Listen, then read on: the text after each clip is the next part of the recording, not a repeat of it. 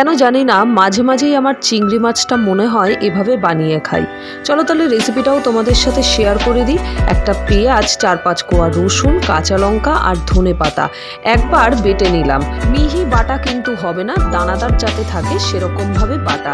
এরপর একটা টমেটো কুচি করে নিয়ে চিংড়িগুলো নিয়ে খুব ভালো করে মাখিয়ে রাখলাম।